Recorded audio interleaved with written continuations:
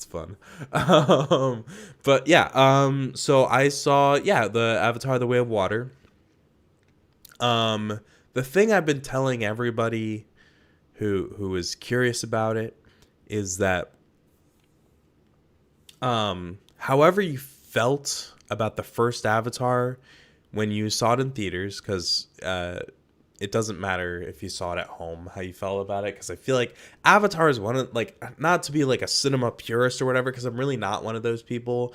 I'm only one of those people with very specific movies like Avatar, where it's like experiencing it on a television screen or on your phone, just it's not the same, because like the whole idea behind it is the spectacle. So I don't know, it's, if you didn't see it in theaters, like, I feel like you never really saw Avatar. Or you never saw it as it was intended, you know. I would actually go even further and say, if you didn't see it in 3D, you almost didn't even see it as intended, because like that was like one of the major pushes for Avatar, was like, you have to see it, and you have to see it in 3D. And I would actually say the same shit about this new Avatar. Now obviously, like, I think if you saw it in the theater and you saw it like not in 3D, it's not like I'm gonna tell you like, oh, you didn't actually watch Avatar. It's just, it's very clearly how it's like intended to be seen. It's how James Cameron wants you to experience the film. And you don't always have to experience the film, I guess, how the filmmaker wants you to. But I don't really have anywhere where I was going with that. That's just kind of, I'm just talking. Okay. So what I would say is, however you felt about the first one is probably how you're gonna feel about this one. If you're going in, you're watching the movie, and you're like, yeah, that was kind of just like the first one.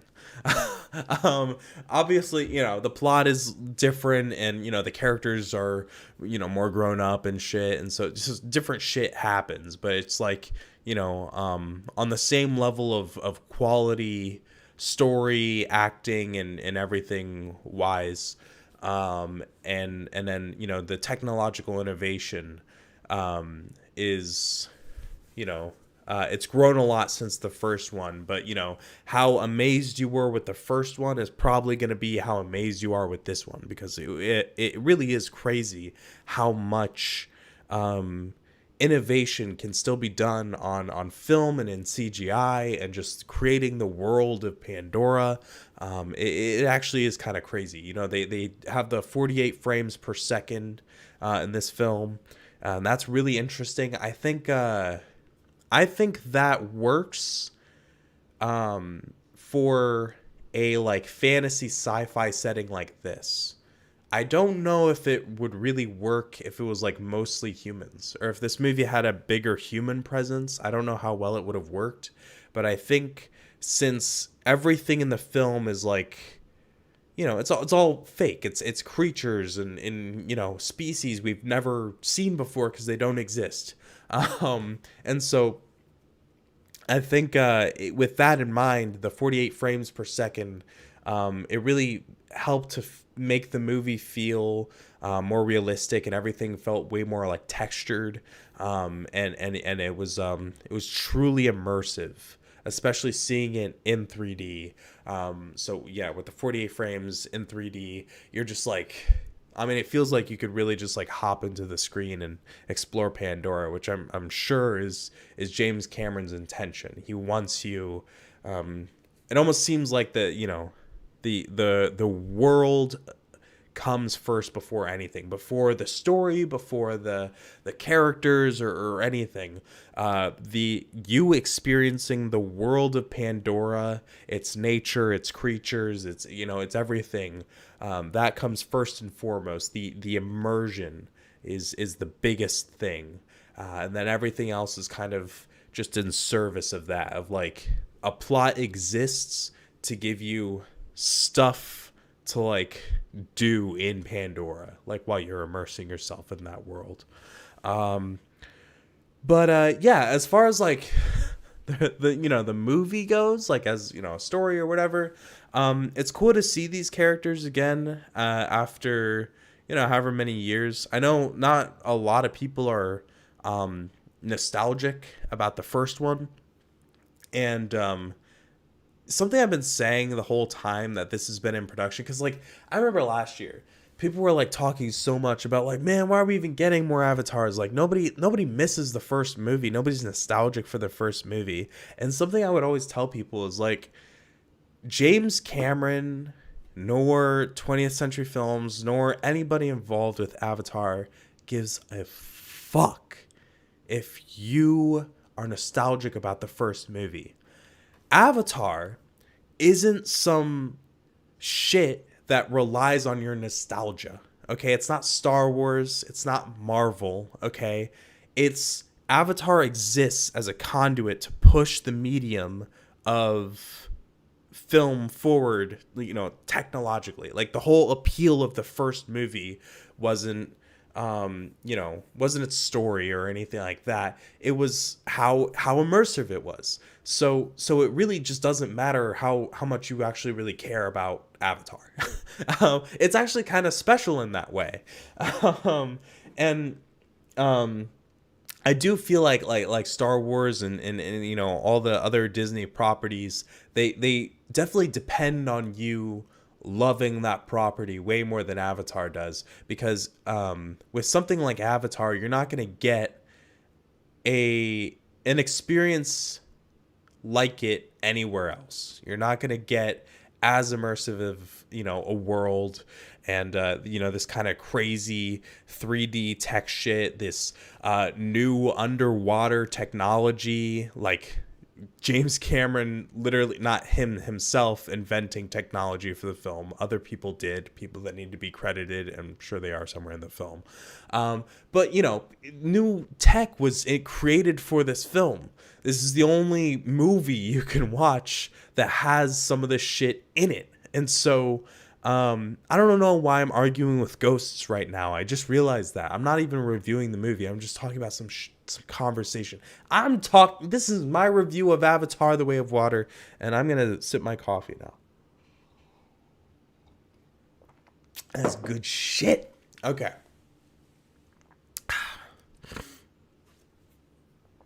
I'm so sorry. No, Avatar doesn't really need you to miss it.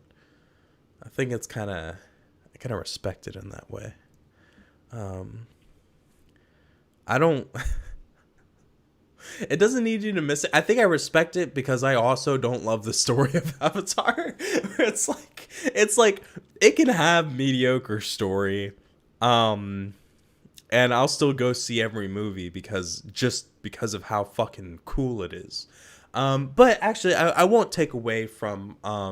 Okay, we're actually gonna get into the story and everything now. I don't want to take away from James Cameron's direction and the performances and everything. I actually think all the performances in this film are really, really cool. I like surprisingly buy Sam Worthington as like a dad, like the warrior dad leader of this tribe. I can't really remember his performance from the first one that well because it's been a while since I've seen it. But in this one, I just really bought him. I thought he was really good.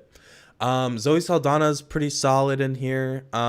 She doesn't have as much to do, I feel like. And then, who I really liked? I loved Sigourney Weaver. She plays like a teenager in this, like a kid. And I will say her voice is a little weird. It's hard to describe her voice. I don't know. I'd be curious for other people who see the movie to hear their opinions on Sigourney Weaver's voice, because like I can't tell, is she trying to do a teenager voice or like it's kind of hard to make out. It's interesting. It doesn't hurt really. I just think it's an interesting, not a little weird, but I like it. I like the choice. I thought her character was great. I really liked her. I forget the other characters' names, but I did like all of the children, like all of Jake Sully's kids. I genuinely thought they were all great in their roles. I really bought them all, and then I think they were really, really good additions to the Avatar world. Now it's like it's almost kind of weird to think that there were movies, or there was one movie before that didn't include these like cast of characters, because like it doesn't just follow Jake Sully, or what's her name? Zoe Saldana's character. I can't remember. It doesn't just follow Sam Worthington and her anymore. It follows their kids now too, and it feels so natural. It feels like such a good family dynamic, and it like I'm hoping the rest of the movies operate like this. Like I'm hoping that it just follows this family unit, and that they're all it kind of switches between them all, and maybe the kids will grow up, and at some point there'll be some sort of like shift in that, like it leans away from Jake Sully, like maybe at some point he dies or some shit, and we mostly follow the son or Sigourney Weaver, or even the youngest daughter. That'd be kind of cool if like she was growing up and shit. So yeah, I like the family unit. It's a very natural addition to Avatar. And like if they were to take it out, I feel like at this point now, after seeing this movie, it would feel kind of weird to not have it. So that's really cool. I really like that. The bad guy from the first one comes back. The actor, I forget his name. He's very entertaining. I like his performance. He's pretty cool. Yeah, I don't know. I mean, I'm fine with him coming back. I'm fine with him just being the villain of these movies. That's okay. He's just always coming back after Jake Sully, and there's yeah. So I don't know. He's fun in the role. He's like evil. He's a very good menacing presence. Like I remember in the first movie he's scary, and this one he's scary. Not like scary, but like he's like a threat. Yeah, I guess so. All the underwater shit was so cool. Very, very. This movie is beautiful to look at. There are some really, really engaging action sequences. Like all of the action in this movie is really cool. I think the character drama in this film is it's a lot. I mean, it's James Cameron, right? So I mean, you go to Titanic, you go to the first Avatar. It's very a lot of it feels a little cheesy or a little melodramatic, but I'll take that, because while it can feel that way, it also feels incredibly sincere. And this is something I was talking about with Top Gun Maverick. Something I really, really liked about Top Gun Maverick is it just really leans in to being a sequel, and to taking the lore or the canon of the first film very seriously, and just telling another great story with the characters. And something I'm getting kind of sick of, I think a lot of people are getting sick of, is the the MCU or any movie starring like Ryan Reynolds or some shit, is like everything is always constantly winking at you, and everything's always acknowledging how weird certain concepts are, like they're embarrassed of their own concepts and stuff. But I'm really, really happy that Avatar didn't fall into that. When you're watching this movie, you really do feel like they care about these characters. James Cameron cares about the characters and their drama, and he takes it all seriously. It's not winking at you. It's incredibly sincere.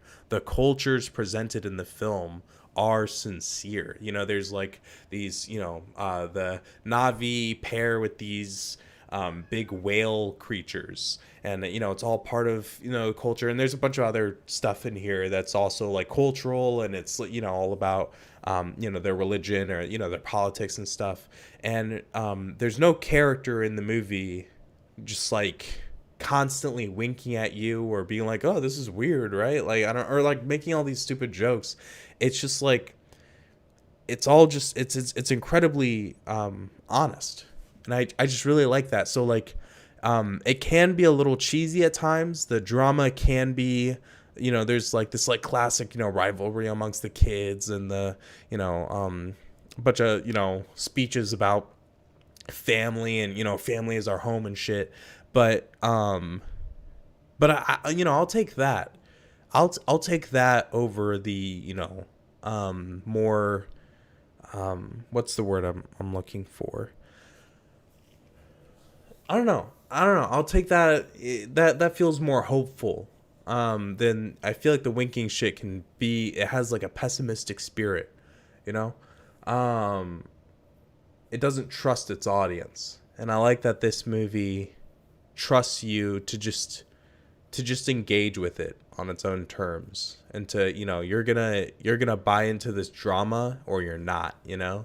But I think through Cameron's direction, you do, and this movie is actually really heartfelt, especially towards the second act, where, like, you know, that you actually really do, like, you care about these characters. I cared about everything that was happening. In the final huge action sequence and shit, it was just like, there were emotional stakes, real emotional stakes, and that is so cool from a modern day Hollywood action movie, where it's like, I don't know, you ever think you were gonna get to a point where you're like, dude, I just wish shit mattered. like, like, like, I feel like you know, I watch so many of the action movies now, and it feels like nothing fucking matters. But like, I like that this movie, I felt that, you know. And that's, you know, and that's very, very specific to, you know, big Hollywood action movies. If you go anywhere outside of that, I'm not one of those people who's like, Hollywood sucks today, no, or like all movies suck today. They don't. There's so much good independent film out there. There's plenty of great cinema around. I just think that there's a certain brand of this, you know, kind of cynical whatever that's kind of infiltrating our action films right now. I also think that's why so many people really positively responded to RRR, because that was like a huge blockbuster from India, and that one is also incredibly sincere. I think there's a moment right now where people want sincerity and they want it to make a big comeback. Because I've also noticed a lot of goodwill towards some of my favorite movies of all time, Sam Raimi's Spider-Man movies, where those are also incredibly sincere, and I feel like I see a lot more people talking about them positively now versus, like, you know, a few years ago. So I don't know. This isn't even talking about Avatar anymore. But I really, really like the movie. I'm trying to think if there's any spoilers I want to talk about. There's honestly, I don't know. I mean, like, I could talk about spoilers, but I don't really have anything to say about details in the movie that are, you know, spoilers that I didn't just say right now. So I don't know if I'm going to do spoilers. I don't know. Yeah, so I think that's it. I really, really enjoyed Avatar: The Way of Water. I was scared about the runtime, but the runtime isn't that big of a deal.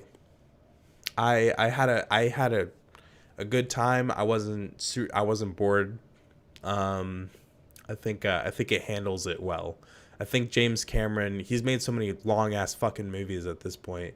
I think he knows um how to responsibly handle a long runtime.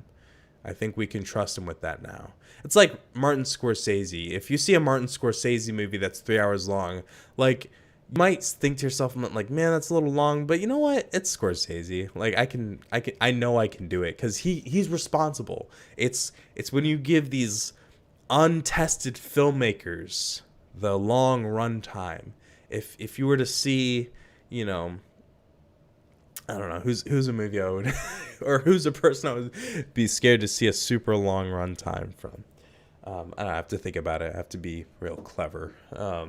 But you know, some of these filmmakers, if they're coming out with these long ass fucking movies, you might be a little scared.